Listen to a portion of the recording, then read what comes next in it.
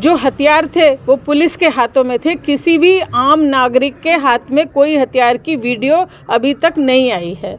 तो आप अंदाज़ा लगा सकते हैं कि कैसे हालात को पैदा किया गया।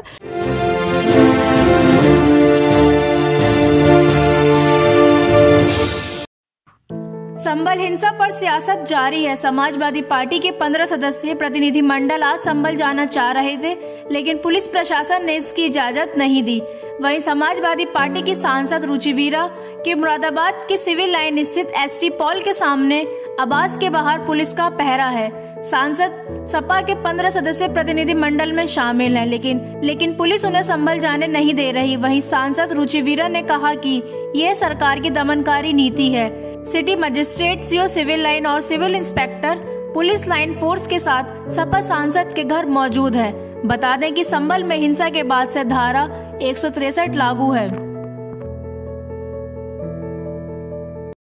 देखिए, हमारे राष्ट्रीय अध्यक्ष जी ने अब से 5-6 दिन पहले एक डेलीगेशन बनाया था ताकि हम सब लोग संभल जाएं और वहाँ के लोगों की क्या तकलीफ़ है, किस हाल में है, वो हाल जाने और रिपोर्ट राष्ट्रीय अध्यक्ष जी को, अखिलेश यादव जी को दें।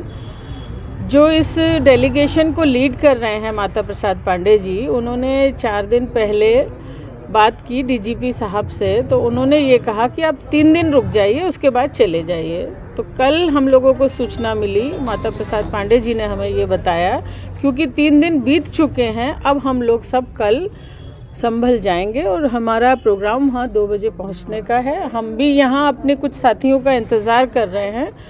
जैसे ही वो लोग आ जाएंगे तो हम लोग सब फिर संभल के लिए जाएंगे और संभल के लोगों की पीड़ा को, उनके हाल को, उनकी परेशानी को जानेंगे।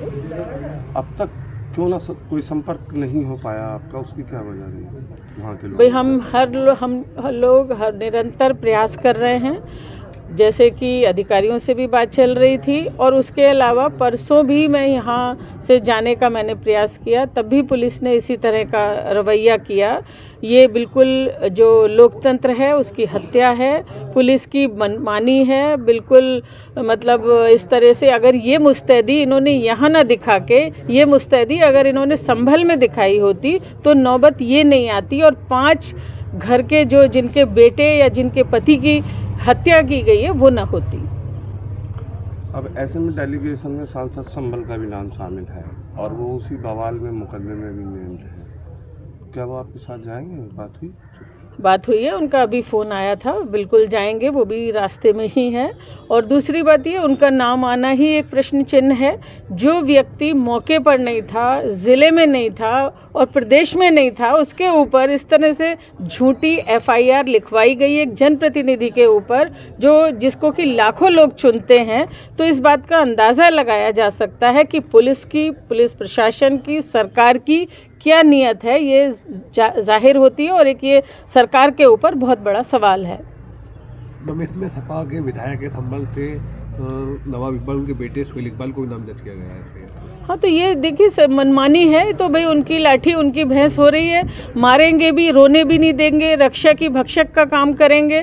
निर्दोषों पे मुकदमा लिखवाया जाएगा, महिलाओं पे मुकदमा लिखवाया जाएगा, उन्हें उठा के ले जाएंगे, कोरे कागज़ों पर ज़बरदस्ती साइन कराएंगे। तो आप देख रहे हैं कि पूरी तरह से जो हथियार थे वो पुलिस के हाथों में थे। किसी भी आम नागरिक के हाथ में कोई हथियार की वीडियो अभी तक नहीं आई है। तो आप अंदाज़ा लगा सकते हैं कि कैसे हालात को पैदा किया गया।